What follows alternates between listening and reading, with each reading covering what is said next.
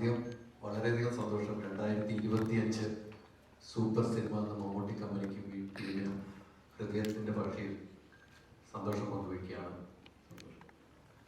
Mammukka Dominic എന്നൊരു cinema ഇന്നലെ കണ്ടിരുന്നു, വളരെ ഇഷ്ടപ്പെട്ടിരുന്നു.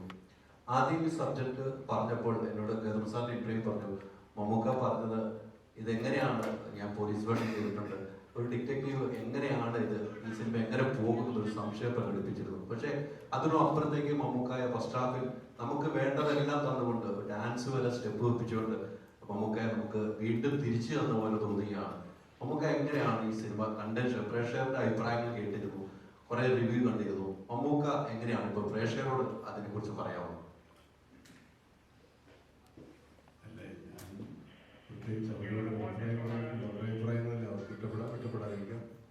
ഇഷ്ടപ്പെടുന്നവരുണ്ടാവും, കുറച്ച് ഇഷ്ടപ്പെട്ടവരുണ്ടാവും, കുറേ ഏറെ ഇഷ്ടപ്പെട്ടവരുണ്ടാവും, കുറച്ചുകൂടി ഇഷ്ടപ്പെടണമെന്ന് ആഗ്രഹിക്കുന്നവരുണ്ടാവും, കുറച്ചുകൂടി നന്നാക്കാമെന്ന് ആഗ്രഹിക്കുന്നവരുണ്ടാവും, വളരെ നന്നായി എന്ന് പറയുന്നവരുണ്ടാവും. അങ്ങനെ പല ആൾക്കാരുണ്ടാവും. അവരെടുത്തിപ്പോൾ ഞാൻ അങ്ങോട്ടൊന്നും പറയാനില്ല, അവർ പറയുന്നത് കേൾക്കുക എന്നുള്ളതാണ്. ഈ സിനിമയെ സംബന്ധിച്ചിടത്തോളം ഈ പറയുന്ന ഒരു സോപ്പോർട്ട് ഹീറോ ക്യാരക്ടറല്ല നമ്മൾ ചെയ്യുന്നത്. അതായത് അയാൾ റിട്ടയർഡ് പോലീസ് ഓഫീസറാണ്, റിട്ടയർഡല്ല, എന്താ പറയുക, പിരിച്ചുവിടപ്പെട്ട ഒരാളാണ്. അപ്പോൾ അയാൾക്ക് അതിൻ്റെതായ ബുദ്ധിമുട്ടുണ്ട്. പിന്നെ അയാളുടെ ഫാമിലി, അയാളുടെ പേഴ്സണൽ പ്രോബ്ലംസ്, അയാളൊരു ഡയബറ്റിക് പേഷ്യൻ്റാണ്. അപ്പോൾ ഈ ഫൈറ്റ് ഗുസ്തിയൊക്കെ നമുക്ക് എല്ലാ ഹീറോയും ഒരേപോലെ ഫൈറ്റ് ചെയ്യണമെന്ന് പറയരുത്. എല്ലാ കഥാപാത്രങ്ങളും ഗുസ്തിക്കാരല്ലല്ലോ. ഇതിനകത്ത് ഡൊമിനിക് അങ്ങനെ ഒരു ഗുസ്തിക്കാരനൊന്നുമല്ല. അയാൾ തൽക്കാലത്തേക്കൊരു എന്താ പറയുക, ഒരു ജീവരക്ഷാർത്ഥമുള്ള ഫൈറ്റുകളൊക്കെ ഉണ്ടാവുള്ളൂ. അതുകൊണ്ടാണ് ഈ പടത്തിലെ ഫൈറ്റുകളൊക്കെ വളരെ ക്രിസ്പായിട്ടുള്ളത്. അല്ലെങ്കിൽ ഒരു 100 പേരൊക്കെ ഇടിച്ച് വീഴ്ത്തുന്ന നായകന്മാരുണ്ടല്ലോ. ഞാനും ചെയ്തിട്ടുണ്ടില്ലെന്നില്ല. പക്ഷെ ഇത് അങ്ങനത്തെ ഒരു കഥാപാത്രമല്ല. കുറച്ചുകൂടി റിയലിസ്റ്റിക് ആയിട്ട് കുറച്ചുകൂടി റൂട്ടഡ് ആകാൻ വേണ്ടിയാണ് കഥാപാത്രം അങ്ങനെ വന്നത്.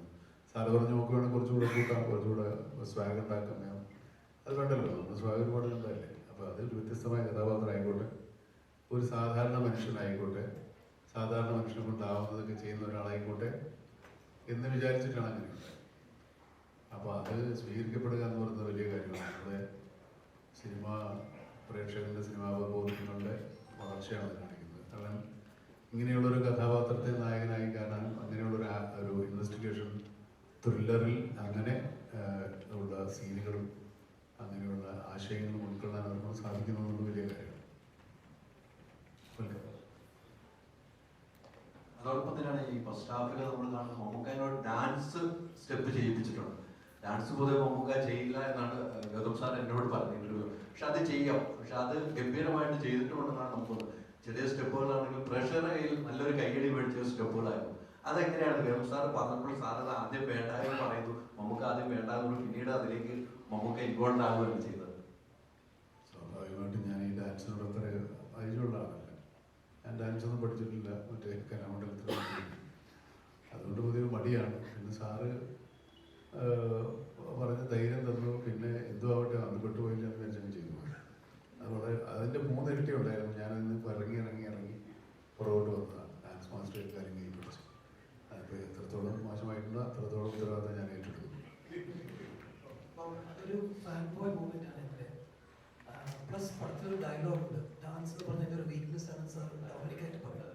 അപ്പോൾ ഇത് വേണമെന്ന് ഞാൻ ഭയങ്കര ഒരു ഡാൻസ് കാണാൻ വേണ്ടി ഇറങ്ങിയിട്ടുള്ളത്. സിനിമ ഇതെല്ലാം നമുക്ക് ഇഷ്ടമുള്ളതുണ്ട്, അതേ ഉള്ളൂ. നമ്മളെല്ലാവരും ഡാൻസ് കളിക്കും. ഈ കുറെ വർഷം മുമ്പ് ഒരു കഥ പറയാൻ വന്നിട്ടുണ്ടല്ലോ ശരി.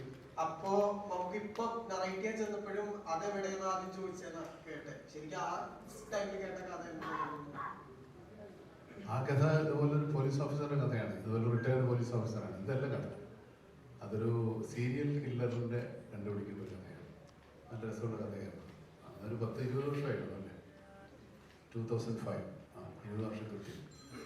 അത് അനുഭവപ്പെടുത്തിയ കൊണ്ടുവന്ന കഥയാണ്. പുള്ളി പക്ഷേ കഥ പറഞ്ഞ് ഞാൻ കുറച്ച് ആവേശഭരിതനായിട്ട് ഇത് പിന്നെ പുള്ളി ആ ഭാഗത്തേക്ക് വന്നിട്ടില്ല. പിന്നെ ഇവിടെയാണ് പോകുന്നത്. നല്ല കഥയാണ്. പക്ഷെ അതിപ്പോൾ റിട്ടയർഡ് പോലീസ് ഓഫീസറാണ്. റിട്ടയർഡ് അല്ലേ, സസ്പെൻഡഡ് ആണ്. റിട്ടയറിംഗ് പോലീസ് ആണ്. റിട്ടയർമെന്റ് ആണോ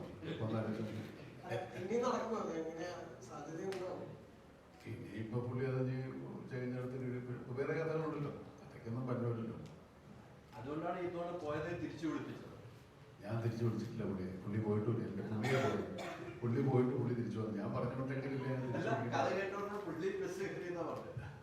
നമുക്ക് അവിടെ പോയാതെ പെട്ടെന്ന് തിരിച്ചു വരണമെന്ന് പറഞ്ഞു. അപ്പൊ അത്രമാത്രം ഇഷ്ടപ്പെട്ടു കഥ എന്നാണ് മനസ്സിലായത്.